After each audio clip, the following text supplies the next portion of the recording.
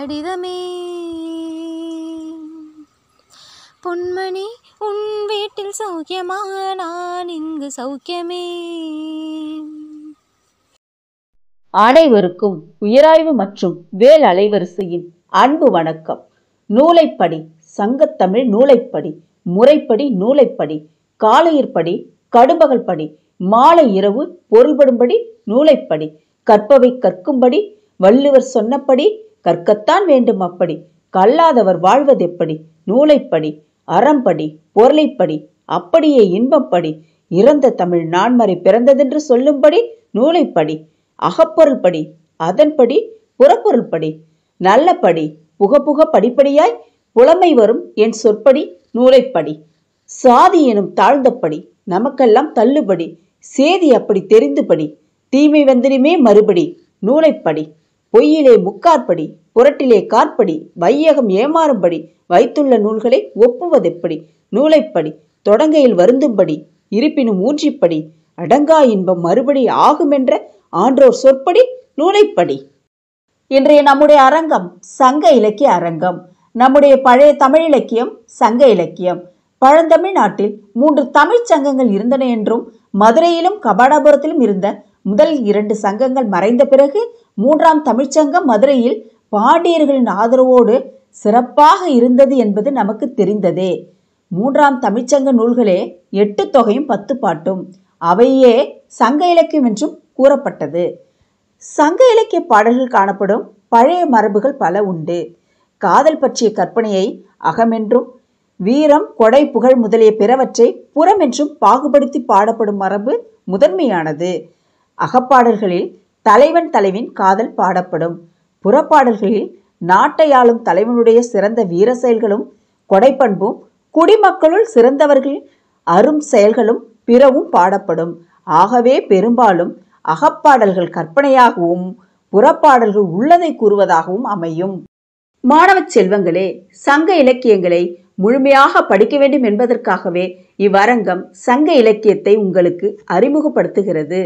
மாணவர்களே, நீங்கள் இதை கேட்டு முழுமையாக பயன்பெற வேண்டும். இவ்வரங்கத்திலே சங்க அக இலக்கிய மாண்புகள் என்ற தலைப்பில் அரியலூர் அரசு கலைக்கல்லூரி பேராசிரியர் முனைவர் க. தமிழ்மாறன் அவர்கள் உரை நிகழ்த்துகிறார். பேச்சாளர், சிறந்த தமிழறிஞர். இவரை போன்ற ஆட்கள் நம்முடைய அலைவரிசையில் பேசுவது நமக்கெல்லாம் கிடைத்த ஒரு வரமாகும். அப்படிப்பட்ட பெருமைமிகு பேராசிரியருக்கு என் நன்றி கலந்த வணக்கம். ஆன்றோர்களே, சான்றோர்களே, பயனர்களே, அனைவருக்கும் என் மகிழ்வான வணக்கம். கரங்கோர்ப்போம் உலகத்தமிழ் மாணவர்களே, வாருங்கள், சங்கத்தமிழ் படிப்போம். நம்முடைய தமிழ் மரபை உலகம் முழுவதும் உணர்த்துவோம், போற்றுவோம். நாம் அனைவரும் தமிழால் இணைவோம். நான் உங்கள் முனைவர் சே. அஜிதா. நன்றி, வணக்கம். அனைவருக்கும் வணக்கம். சங்க இலக்கியம் இயற்கை நெறிகளையும் மனிதன் வாழ்ந்த வாழ்க்கையையும் பொருள்களாக கொண்டு அகம் என்னும் காதல் ஒழுக்கத்தையும், புறம் என்னும் போர் ஒழுக்கத்தையும் நமக்கு கூறுகிறது. இந்த அருமையான நிகழ்ச்சியை ஏற்பாடு செய்திருக்கும் முனைவர் அஜிதா அவர்கள் மற்றும் வேல் அறக்கட்டளையின் சார்பில் அனைவரையும் இந்த சங்ககால அரங்கத்திற்கு வருக வருக வரவேற்கிறோம். வாருங்கள் உறவுகளை, காணொளிக்குள் செல்வோம். நன்றி, வணக்கம். அனைத்து தமிழ் நெஞ்சங்களுக்கும் அன்பு வணக்கம். யாயும் நியாயம் யாராகியோம், எந்தையும் நுந்தையும் எம்முறை கீழ், யானும் நீயும் எவ்வழி அறியும், செம்புல பெயர்நீ போல அன்புடைய நெஞ்சம்தான் கலந்தரன். சங்க இலக்கியங்கள் வெளிவரும் இந்த காதல் உணர்வுக்கு இந்த உலகில் ஈடேதுமில்லை. சங்க இலக்கியங்களின் அகம் பற்றி பேச வருகிறார் அரியலூர் அரசு கலைக்கல்லூரி தமிழ் ஆய்வுத்துறையின் உதவி பேராசிரியர் முனைவர் க. தமிழ்மாறன் ஐயா அவர்கள். 26 ஆய்வு கட்டுரைகள், குட்டி நிலாவும் வட்ட நிலாவும், வணக்கம் மனிதா, கருத்து படங்களில் நடப்பியல் என பல நூல்களை எழுதியுள்ள ஐயா க. தமிழ்மாறன் அவர்கள் 160 பட்டிமன்றங்களில் நடுவராகவும், 110 கவியரங்கங்களில் நடுவராகவும், பொது நிகழ்வுகள், குடியரசு தினம், சுதந்திர தினம் என அரசு விழாக்கள் பலவற்றில் வர்ணனை மற்றும் நிகழ்ச்சி தொகுப்பாளராகவும் உள்ளார். திருச்சி பாரதிதாசன் பல்கலைக்கழக பேரவை உறுப்பினராக இருந்த ஐயா க. தமிழ்மாறன் அவர்கள் சிறந்த ஆசிரியருக்கான விருது, தமிழ் மாமணி விருது என பல விருதுகளை பெற்றுள்ளார். அடம்பு எனும் மாத இதழில் சிறப்பு ஆசிரியராகவும், பதியல் இலக்கிய சங்கம் அமைப்பின் தலைவராகவும் உள்ள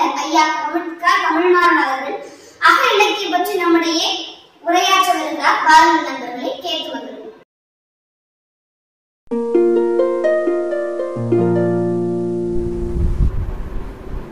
சுவாசக்காற்றாம் தாய் தமிழுக்கும் ரோஜாவனமாம் தாய் மண்ணிற்கும் தலை வணக்கம். உயராய்வு மற்றும் வேல் அலைவரிசையில் இணைந்திருக்கும் அத்தனை தமிழ் சொந்தங்களுக்கும் கண்ணல் தமிழில் வணக்கங்களை தெரிவித்துக் கொள்கிறேன். இந்த அலைவரிசையின் சிறப்பாக வழிநடத்தக்கூடிய முனைவர் அஜிதா அம்மையார் அவர்களுக்கும் வணக்கங்களை தெரிவித்துக் கொள்கிறேன். சங்க அக இலக்கிய மாண்புகள், தமிழ் இனிமை, தமிழ் இனிமையான மொழி, தமிழ் முத்தமிழ், தமிழ் அறிவியல் தமிழோடு சேர்ந்த நாள் தமிழ், தமிழ் இன்றைக்கு செம்மொழி. பனையோலியில் பயணத்தை தொடங்கிய நம்முடைய தமிழ் இலக்கியங்கள் இன்றைக்கு இணையத்தில் நீந்து கொண்டிருக்கின்றன. காலம் கடந்தும் இளமை மாறாமல் வலம் வந்திருக்கக்கூடிய உலக மொழிகளில் தனிச்சிறப்பு வாய்ந்தது நம்முடைய தமிழ் மொழி. அப்படிப்பட்ட இந்த மொழியில் இலக்கிய வளங்கள் ஏராளம் ஏராளம்.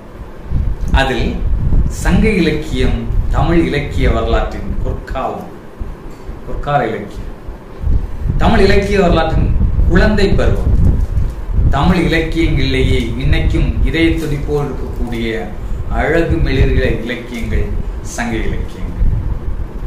சங்க இலக்கியங்களை பற்றிய ஆய்வுகளும் அதனுடைய சிறப்புகளை கொண்டாடி கொண்டிருக்கிற தமிழினம் என்றைக்குமே அதை சிறப்பாக கொண்டாடி கொண்டிருப்பார்கள். அவ்வளவு சிறப்புகள் அது கொட்டி கிடக்கின்றன. வேறொன்றுமில்லை, 10 பாட்டு 8 தொகை, மொத்தம் 18 நூற்கள் தான் நம்முடைய தமிழ் மரபுகளையும் மாண்புகளையும் சுமந்து கொண்டு இன்றைக்கும் உயிர் துடிப்போடு இருக்கின்றன. இந்த 10 பாட்டும் 8 தொகையும் நம்முடைய தமிழ் மக்களுடைய வாழ்வியலை, அது அக வாழ்வியலை புற வாழ்வியலை இன்றைக்கு நமக்கு எடுத்து கூறுகின்றன. இந்த 10 பாட்டிலையும் 8 தொகையிலையும் ரொம்ப ஆச்சரியம் என்னவென்றால், மிகுதியானவை, பெரும்பான்மையானவை, இன்னும் சொல்ல கிட்டத்தட்ட 80 விழுக்காடு இலக்கியங்கள் அக இலக்கியங்களாக இருக்கின்றன. தமிழ் காதல் என்ற நூலில் வாசுக மாணிக்கனார் சொல்கிறார், மொத்த இருக்கக்கூடிய சங்க இலக்கிய பாடல்கள் 2381 பாடல்கள், அதில் 1862 பாடல்கள் அகம் சார்ந்தவை என்று சொல்கிறார். 10 பாட்டில 8 தொகையிலுமே 10 புறநானூறு பரிபாடல் தவிர பிற அத்தனை இலக்கியங்களும் அகம் சார்ந்தவை. அகம் என்றால் உள்ளம் என்ற அர்த்தம், அகம் என்றால் மனம் என்ற அர்த்தம். மனதுக்குள்ளே நிகழக்கூடிய மென்மையான உணர்வுகளை அசை போடுகிற இலக்கியங்கள் அக இலக்கியங்கள் என்று சொல்லப்படுகிறது. இந்த அக இலக்கியங்கள் முகிழ்க்கிற காரணம் என்னவென்றால், உயிரினங்களை தோற்றுவிப்பதும் தோற்றுவதற்கு பயன்படுத்துவதற்குமான ஒரு உலகத்தின் இயற்கையான காந்த சக்தி காதல். இந்த காதல் உணர்வு இருக்குல்ல, இந்த அக உணர்வு, இதை தமிழ் மக்கள் எப்படி கொண்டாடினார்கள் என்பதை நம்முடைய சங்க இலக்கியங்கள் எடுத்து சொல்கிறார். அதுல குறுந்தொகை, நற்றிணை, அகநானூறு, கலித்தொகை, இந்த மாதிரி இலக்கியங்கள் மிக அழகாக அந்த காதல் உணர்வை, அந்த மெல்லிய உணர்வை மிக சிறப்பாக எடுத்து சொல்கிறார். ஒவ்வொரு சங்க இலக்கிய பாடலும் ஒரு சிறுகதை, ஒரு ஓரங்க நாடகம், ஒரு அழகான ஓவியம், ஒரு சிற்பம், ஒரு வாழ்வியலை அழகுற எழுத்து உரைக்கக்கூடிய ஒரு வடிவம். இந்த காதல் வாழ்க்கைய நம்முடைய இலக்கியவாதிகள், சங்க இலக்கியவாதிகள் எவ்வளவு அழகா சொல்லிக்காங்க.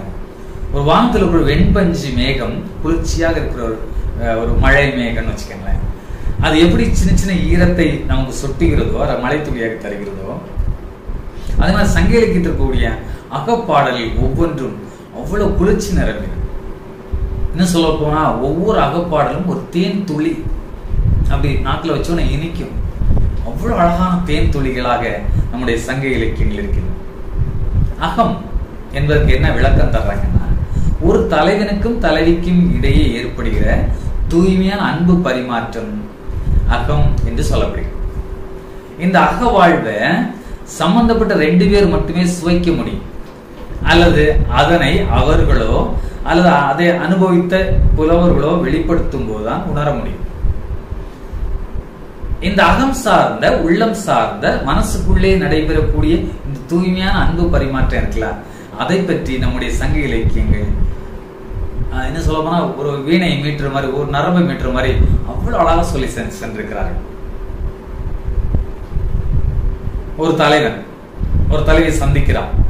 அவனுடைய மனசுக்குள்ள எவ்வளவு பட்டாம்பூச்சிகள் பறக்கும், எவ்வளவு மின்மினி பூச்சிகள் மின்னும். அல்ல அதை முதல் முறையாக ஒரு தலைவனை காதலிக்கிறாள் என்றால் அவள் மனசில் ஏற்படக்கூடிய ஒரு பறவையினுடைய இறகு அசைப்பு போன்ற மென்மையான காதல் உணர்வுகளை இந்த இலக்கியங்கள் எடுத்து சொல்லியிருக்கிறது, சங்க இலக்கியம். அதுலயும் ஒரு தோழி என்ற ஒரு பாத்திரத்தை வச்சு அந்த தலைவனுக்கும் நடுவுல காதலை படிப்படியா எப்படி கடத்தி கொண்டு போறா, அதுக்கு யாராவது ஒருத்தர் உதவி பண்ணணும்ல, அது தோழி என்ற ஒரு பாத்திரத்தை நம்ம சங்க இலக்கியங்கள் மிக அழகாக கொண்டாடுகிறது. அந்த தோழி தான் அந்த காதலை அடுத்தடுத்த கட்டத்துக்கு கொண்டு போவோம். நம்ம தமிழ் அறத்தோடு நிற்றல் என்று சொல்லுவோம். காதலை அல்லது அந்த அக வாழ்க்கையை அடுத்த கட்டத்துக்கு கொண்டு போறது யாருன்னா தோழி தான். தமிழ் இலக்கியங்கள் அகத்தை களவு வாழ்க்கை என்றும் கற்பு வாழ்க்கை என்று சொல்லும். திருமணத்துக்கு முந்தைய வாழ்க்கையை களவு என்றும், திருமணத்துக்கு பிந்தைய வாழ்க்கை கற்பு என்றும் சொல்வார். களவிலிருந்து ஆரம்பித்து கற்பில் முற்று பெற வேண்டும் என்பது தமிழ் மரபாக இருக்கிறது. அப்ப களவு வாழ்க்கையிலிருந்து கற்பு வாழ்க்கைக்கு இந்த தலைவி வாழ்க்கையை அப்படி நகர்த்தி கொண்டு போறது யாருன்னா தோழி. தலைவன் அவனுக்கு உதவி செய்யும் தோழன், ஆனாலும் தோழனை பற்றி நண்பனை பற்றி அதிகமாக சங்க இலக்கியம் இல்லை, 1-2 பாடல்கள். ஆனால் தோழி என்ற ஒரு பாத்திரம் தான். ஏனென்றால் வீட்டை விட்டு அந்த காலத்தில் பெண் மகளிர் வெளியே அதிகமாக வரவில்லை, நீண்ட தூரம் வரவில்லை. எனவே இந்த காதலை கடத்தி வளர்த்தி கடைசி கொண்டு போய் கற்பு நெறியில் நிப்பாட்ட வேண்டிய பொறுப்பு தோழிக்கு இருந்துச்சு. இந்த தலைவனுடைய சிரமங்களை காதலை தோழி தன்னுடைய தாய் செவிலியிடம் சொல்லி, செவிலி நற்றாயிடம் சொல்லி, நற்றாய் தந்தையிடம் சொல்லி, தந்தை தனையனிடம் சொல்லி அது திருமணத்தில் போய் முடியும். அப்ப காதல் வாழ்க்கையை திருமணம் வரைக்கும் கொண்டு போய் சேர்க்கக்கூடிய அழகான பணியை தோழி செய்தாள் என்று சொல்லப்படுகிறது. நம்முடைய சங்க இலக்கியங்கள் இந்த தலைவனுடைய இந்த மென்மையான உணர்வுக்குள்ள அந்த காதலை எவ்வளவு ரசனையா சொல்ல முடியுமோ, எவ்வளவு விதவிதமா சொல்ல முடியுமோ காதல் அப்படி சொல்லியிருக்காங்க. இந்த காலத்து திரைப்பட பாடலாசிரியர் கவிஞர்களா இருந்தாலும் சரி, காதலை பற்றி எழுதணும்னா அவங்க ஒற்றி கொள்ளக்கூடிய ஒரு இடமாக அல்லது பேனாவை முக்கிய கொள்ளக்கூடிய மையாக இருக்கக்கூடிய சங்க இலக்கியம் தான். அதை அண்ணாட்ட ஒரு முறை கேட்டாங்க, ஐயா அகம்னா என்ன, புறம்னா என்ன, ஒற்றை வரியில் சொல்லுங்கன்னு கேட்டாங்க. அவர் சொன்னாராம், பிறரிடம் பகிர்ந்து கொள்ளக்கூடியது புறம். பிறர் சொல்லிக்கலாம், வீரம், கொடை, கல்வி, இதெல்லாம் அடுத்தவங்க சொல்லிக்கலாம். அடுத்து சொன்னாராம், பிறரிடம் பகிர்ந்து கொள்ள முடியாதது அகம் அப்படின்னு சொன்னாராம். பிறரிடம் பகிர்ந்து கொள்ள முடியாது. ஒரு தலைவின் தலையிலே ஏற்படக்கூடிய அன்பை அவங்க மட்டுமே ரசித்துக்குவாங்க, அவங்க மட்டுமே அதை நினைச்சவங்க ஸ்லாகித்துக் கொள்வார்கள், கொண்டாடி மகிழ்வார்கள். அதுதான் அவர் என்ன பண்ணாரு, பிறரிடம் பகிர்ந்து கொள்ள முடியாது. அப்ப பிறரிடம் பகிர்ந்து கொள்ள முடியாது. எப்படி இவ்வளவு குறுந்தொகை 400 பாட்டு 500 பாட்டு எப்படி வந்துச்சு? பிறரிடம் பகிர்ந்து கொள்ள முடியாது. ஆனால் தனக்குள்ளே அசை போட்ட செய்திகளை அவர்கள் என்ன பண்ணுவாங்க, பதிவு பண்ணியிருப்பாங்க, எழுதி வச்சிருப்பாங்க. அப்படி தமிழ்ல நிறைய பாடல்கள் நம்முடைய சங்க இலக்கியத்தில் குவிந்து கிடக்கின்றன. இந்த சங்க இலக்கியத்தினுடைய சிறப்பே என்னன்னு கேட்டீங்கன்னா, ஒரு தலைவன் தலைவியுடைய வாழ்க்கையை அடுத்த கட்டத்துக்கு நகர்த்துவதுன்னு சொன்னாங்க. அந்த அடுத்த கட்டத்தை நகர்த்த எதுக்கு அப்படின்னா, உலகத்திலே ரொம்ப புனிதமான முக்கியமான ஒரு வேலை என்னன்னா உயிர்களை தோற்றுவித்தல். அப்ப இன்னொரு புதிய உயிர்களை தோற்றுவித்தல் என்ன வேணும், ஒரு ஆண் பெண் ஒரு உயிரினத்திற்கு இடையே ஈர்ப்பு வேண்டும். அந்த ஈர்ப்பு சக்தியை தான் காதல் உணர்வு என்று சொன்னார்கள். இந்த காதல் உணர்வு அடுத்த கட்டத்துக்கு போகும்போது காமமாக மாறியது, இல்லற வாழ்க்கையில் குழந்தை செல்வங்களுக்கு வித்திட்டது. அப்ப உயிரினங்கள் ஜனிப்பதற்கும் உயிரினங்கள் தோன்றுவதற்கும் பிற உயிர்களை தோற்றுவித்தலுக்கும் அடிப்படையாக ஆரம்ப புள்ளியாக அமைவது இந்த காதல் வாழ்க்கை, இந்த அக வாழ்க்கை. இந்த அக வாழ்க்கையை பற்றி நம்ம இலக்கியங்கள் ரொம்ப அழகா சொல்லிடும். அதுல அலர் அம்பல்னு ஒரு வார்த்தை இருக்கு. அலர் ஒரு தலைவர்கள் அடிக்கடி சந்திக்கிறாங்க, அதை 4-5 பேர் பார்த்துக்கிறாங்க, அவங்களுக்குள்ளேயே கிசுகிசுன்னு பேசிக்கிறாங்களா, அதை அலர் என்று சொன்னாங்க. அப்ப இந்த காதல் வாழ்க்கை கொஞ்ச நாள் அவங்க அம்மா அப்பாவுக்கு தெரியும். அவங்க அம்மா அப்பா என்ன பண்ணுவாங்க, அந்த பொண்ணுக்கு கல்யாண ஏற்பாடுகள், திருமண ஏற்பாடுகள் செய்வார்.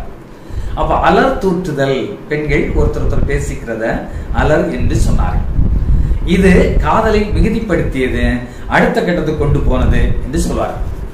இல்ல சில திரைப்படங்கள்ல காட்சி அமைக்கிறது மாதிரி நம்ம சங்க இலக்கியத்துல தலைவன் சிறைபூர்வமாக வந்து கொண்டிருக்கிறான். தலைவன் அங்கிருந்து வந்துட்டு இருக்கான், தோழி அதை பாத்துக்கிறான், அங்கிருந்து வர்றான் அப்படின்ட்டு. உடனே திரும்பி நிற்கும் தலைவன், அவன் முதுகு பக்கத்துல வந்துட்டு இருப்பான். தோழியை பார்த்து பேசுவான், ஏன் இவ்வளவு கஷ்டப்படுற, உன் தலைவன் தான் சீக்கிரம் திருமணம் பண்ண சொல்லு. தலைவன் சிறைபூர்வமாக பின்புறமாக வர அவனுக்கு கேட்கும் வகையில் நிறைய செய்திகளை சொன்னதாக நம்முடைய சங்க இலக்கியங்கள், குறிப்பாக நற்றிணையிலும் குறுந்தொகையிலும் அகநானூரிலும் நிறைய பாடல்கள் காணப்படுகின்றன. இதுல ரொம்ப முக்கியமான ஒன்று, ஒரு பெண் குழந்தைகளை எப்படி வளர்க்க வேண்டும், எவ்வளவு பாதுகாப்பாக வளர்க்க வேண்டும், அவளை எப்படி பார்த்து பார்த்து வளர்க்க வேண்டும், அவருடைய ஒவ்வொரு பருவத்திலும் அவருடைய வளர்ச்சியிலும் அவருடைய உடல்லையும் மனசுல ஏற்படைய மாற்றங்களை எப்படியெல்லாம் கவனித்திருக்கிறார்கள் தாயார்கள் என்பதை ஒரு தாய்க்கூத்தில் அவருடைய பாடல்களை சங்க இலக்கியத்துல பார்க்க முடியும். செவிலித்தாய் பேசுறது மாதிரி, நற்றாய் பேசுறது மாதிரி. ஒருவேளை தலைவன் தலைவி இவர்கள் தனக்கு திருமணம் பண்ணி வைக்க மாட்டாங்களோ நினைச்சிட்டு உடன்போக்கு போன பின்னாடி அந்த தலைவியினுடைய தாய் இருக்காங்களா, வளர்த்த தாய், செவிலித்தாய், அவங்க பாடுறது மாதிரியான பாடல்கள் நிறைய நம்முடைய இலக்கியங்கள் இருக்கின்றன. அந்த இலக்கியங்கள்ல இருக்கக்கூடிய அந்த செய்திகள் எல்லாம் பார்க்கும்போது நமக்கு ரொம்ப பொறாமையாகவும் ஆச்சரியமாகவும் இருக்கும். ஏன்னா அதுல வரக்கூடிய ஒவ்வொரு செய்தியும் ரொம்ப ரொம்ப ரசித்து சொல்லியிருப்பாங்க. காதல் அந்த அகவாழ்வு இருக்குல்ல, அது என்ன சொல்ல போனா காதலுக்கு மரியாதை கொடுக்கிற காலம் இதுன்னு சொல்றோம். அந்த காலத்துல ரொம்ப மரியாதை கொடுத்துருக்காங்களோ அப்படின்னு நம்ம பார்க்கணும். கல்லூரி மாணவர்கள்ட்ட அடிக்கடி சொல்லிட்டு இருக்கேன், தம்பி சங்க காலத்து காதலுக்கு இந்த காலத்து காதலுக்கு என்ன அப்படின்னு ஒரு மாணவன் என்னிடம் கேட்டான். நான் விளையாட்டுத்தனமா சொன்னேன், சங்க காலத்தில் இருக்கக்கூடிய காதலில் தலைவன் தான் காதலித்த தலைவியை ஏமாற்றியதே இல்லை, எங்கேயுமே ஏமாற்றியதாக எந்த ஒரு பாடலிலும் காணப்படவில்லை. இந்த காலத்துல ஒருத்தர் ஏமாற்றிக்கிட்டே இருக்காங்க அப்படின்னு சொல்லி. சங்க காலத்தில் காதலித்த எந்த ஒரு தலைவியும் தான் காதலித்த தலைவனை அண்ணனாக்கியதில்லை. இந்த காலத்துல அதுதான் நிறைய பேர் பண்ணிட்டு இருக்காங்கன்னு நக்கலா சொன்னேன். ஆனால் ஒரு காதல்ல ரெண்டு மனம் எப்படி ஒன்றிணையும், எப்படி ஒன்னொன்னு சேரும் அப்படின்றத நம்ம இலக்கியங்கள் சொல்றாங்க. அக இலக்கியங்கள்ல நினைச்சு பார்க்க முடியாத, கற்பனை பண்ண முடியாத உணர்வுகளை நம்முடைய புலவர்கள் சொல்லியிருக்கிறார். காதல் அளக்க முடியுமா, காதல் அளக்கிறதுக்கு ஒரு அளவுகோல் இருக்கா அப்படின்னு பார்த்தோம்னா இல்லைன்னு சொல்லுவோம். வறுமையிலும் பிணியிலும் சோகத்திலும் பிரச்சனைகளுக்கும் இடையே நட்பின் அளவை அளந்து கொள்ளலாம் என்று சொல்வார்கள். ஆனால் நம்முடைய சங்க இலக்கியம் காதல் அளக்க முடியும், அன்பு அளக்க முடியும் என்று சொல்லுகிறது. குறுந்தொகையில் ஒரு பாடல் வருகிறது, நிலத்தினும் பெரிதே வானினும் உயர்ந்தென்று நீரினும் ஆறளவின்றே சாரல் கருங்கோர் குறிஞ்சி பூக்கொண்டு பெருந்தேன் இலைக்கு நாடனுடைய நட்பே. தலைவி தன்னுடைய தோழியை பார்த்து சொல்றான், என் தலைவன் மேல வச்சுக்கூடிய அந்த காதல் இருக்குல்ல, அது எப்படிப்பட்ட தெரியுமா என்று சொல்லிட்டு நிலத்தினும் பெரிதே, ஒரு பெரிய அளவுகளை நீட்டினா நிலத்தை விட, பூமியினுடைய பரப்பளவை விட நீளமானது சொல்லு. அடுத்து சொல்றா வானினும் உயர்ந்தென்று, வானத்தை விட, வானத்துடைய அளவை விட உயரமானது நான் தலைவன் மேல வச்சக்கூடிய அன்பு காதல் என்று சொல்கிறார். நீரினும், கடல் ஆழத்தை விட என்னுடைய அன்பு ஆழமானது என்று சொல்கிறார். அப்ப இந்த பக்கம் சொல்றா நிலத்தை விட நீளமானது, ஆகாயத்தை விட உயர்ந்தது, கடல் ஆழத்தை விட ஆழமானது நான் தலைவன் மேல வச்சக்கூடிய காதல் என்று சொல்லிட்டு 12 ஆண்டுகளுக்கு ஒரு முறை பூக்கக்கூடிய குறிஞ்சி பூல இருந்து தேனை எடுத்து மலைச்சாரல் இருக்கக்கூடிய கருமையான அந்த கிளையில் வைக்கக்கூடிய அந்த தேன் கூடு மாதிரிப்பட்ட மிக புனிதமான, உன்னதமான, அல்லது எல்லாத்தை விட உயர்ந்த காதல் என்னுடைய காதல் என்று தலைவி சொல்கிறார். அப்போ ஒரு காதலை எவ்வளவு காதல் வச்சிருக்கேன், எவ்வளவு அன்பு வச்சிருக்கேன்றத ஒரு அளவுகோலாக வைத்திருப்பார் என்று பார்க்கிறோம். நிறைய குறும்புகள், நிறைய சோகங்கள், நிறைய பெருமிதங்கள், நிறைய காதல் உணர்வுகளை நம்ம சங்க இலக்கியங்கள் கொண்டாடி மகிழ்கின்றன. திருவிளையாடல் புராணத்துல பெண்ணின் கூந்தலுக்கு இயற்கையிலே மனம் உண்டா கிடையாதா என்று நக்கீரனுக்கும் சிவபெருமானுக்கும் இடையே நடைபெற்ற அந்த சர்ச்சையில் இடம்பெற்றிருக்கும் நம்ம அந்த பாடலை எங்க பாக்குறோம் அப்படின்னா குறுந்தொகையில பாக்குறோம். அந்த குறுந்தொகையில் இருக்கக்கூடிய பாடலை எடுத்தான் அந்த புராணத்தில் பயன்படுத்தி கொண்டார்கள். அதுல தலைவி தலைவனுக்காக காத்திருக்கா, அவன் வருவதற்கு கொஞ்சம் காலதாமதமாகிவிட்டது. தலைவி கோபத்தில் இருக்கிறாள். தலைவன் பேசி பார்க்கிறா, பேச மாட்டேங்கிறா. உடனே பக்கத்தில் இருக்கக்கூடிய பூச்செடிகளையும் அதுல இருக்கக்கூடிய வண்டையும் பார்த்து பேச ஆரம்பிக்கிறான். என்ன சொல்றான்? கொங்குதேர் வாழ்க்கை அஞ்சுரை தும்பி காமம் செப்பாத கண்டது மொழியுமோ பயிலியது கெளிய நட்பின் மயிலியல் செறி எயிற்று அறிவை கூந்தலின் நரியவும் உழவோ நீ எறியும் பூவே. அந்த வண்டை பார்த்து சொல்றான், அழகான பூக்கள் தோறும் ஆராய்ந்து தேனினை எடுத்து வாழக்கூடிய அழகான சிறைகளுடைய வண்டினமே, நீ எனக்காக பொய் சொல்லக்கூடாது. நீ என்ன செய்யணும்? என் பக்கத்தில் இருக்கக்கூடிய தலைவி அழகான பல்வரிசையுடைய கூந்தலை உடைய மயில் போன்ற சாயலை உடையவள். இவளுடைய கூந்தல் இருக்கக்கூடிய நறுமணம் மாதிரி இங்க பூக்களில் எங்கேயாவது அதனுடைய வாசனையை மனத்தை நீ பார்த்திருக்கிறாயா என்று கேட்கிறான். அப்ப தலைவியை பக்கத்துல உட்கார வச்சுட்டு இவளுடைய கூந்தல் இருக்கக்கூடிய வாசனை மாதிரி வேற எங்க நீ பார்த்துக்கவே முடியாது என்று தலைவன் சொல்லுகிறான். தலைவி அந்த கோபம் போய் என்ன செய்றா? அந்த ஊடல் போய் பழையபடி அவனிடம் அன்பு செலுத்துகிறாள் என்று அந்த பாடல் சொல்கிறது. இப்போ இது மாதிரியான மென்மையான அழகான காதல் உணர்வுகளை நம்முடைய சங்க இலக்கியங்கள் கொண்டாடி தீர்க்கின்றன. நற்றினிலையும் சரி, குறுந்தொகையிலும் சரி, நிறைய பாடல்கள் சொல்ல போனா ஒவ்வொரு பாடலும் ஒவ்வொரு விதமான காதலை நமக்கு சொல்ல ஆரம்பிக்கின்றார். ஒரே ஒரு வரியில் நம்முடைய புலவன் எவ்வளவு புனிதமானது, 2 இதயங்கள் சேரும் போது எவ்வளவு அழகானது என்று சொல்லும்போது சொல்றான், யாயும் நியாயும் யாராகியோம், நானும் நீ யாரும் தெரியாது, எந்தையும் உந்தையும் எம்முறை கேளீர், என்னுடைய தந்தை உன்னுடைய தந்தை எந்த உறவினர்களும் கிடையாது, யானும் நீயும் எவ்வளி அறிதும், நானும் நீ இதுவரைக்கும் எதுவுமே தெரியாது நமக்கு, ஆனால் செம்புல பெயல் நீர் போல செம்மண்ணில் விழுந்த மழை துளி ஒன்றை ஒன்று சேர்ந்து செம்மை நிறம் அடைவது போல அன்புடைய நெஞ்சம் தான் கலந்தனவே. நம்முடைய அன்பான 2 இதயங்களும் 2 கலந்துருச்சு என்று சொல்கிறார். காதலை பற்றி சொல்லும் வைரவன் சொல்றார், விழியில் விழுந்து இதயம் நுழைந்து உயிரில் கலந்த உறவு அப்படின்னார். அப்ப 2 இதயங்கள் எப்படி ஒன்று சேருது? செம்மையான மண்ணில் விழுந்த மழை துளி 2 ஒன்னு பிரிக்காத மாதிரி 2 இதயங்கள் இணைந்து விட்டன என்று சொல்கிறார். நம்முடைய சங்க இலக்கியங்கள் இவ்வாறு எல்லா மனித மாண்புகளையும் எல்லா என்ன சொல்லலாம் அந்த அந்த அந்த இதயத்திற்கு இருக்கக்கூடிய மென்மையான அதிர்வுகளை அழகாக எடுத்து இயம்புகின்றன. சங்க இலக்கியம் ஒரு ஆழ் நதி, சங்க இலக்கியம் ஒரு கடல் அலை, சங்க இலக்கியம் மலர்களின் மகரந்தம், சங்க இலக்கியம் 7 வண்ணத்தில் இருக்கக்கூடிய அழகான வானவில்.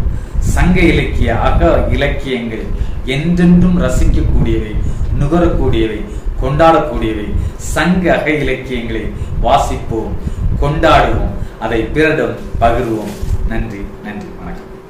இந்த நிகழ்ச்சி உங்களுக்கு பிடிச்சிருந்துச்சுன்னா விரும்பவும், ரொம்ப பிடிச்சிருந்துச்சுன்னா பகிரவும், ரொம்ப ரொம்ப பிடிச்சிருந்துச்சுன்னா கருத்து பெட்டியில் கருத்துக்களை போடவும். நன்றி, வணக்கம்.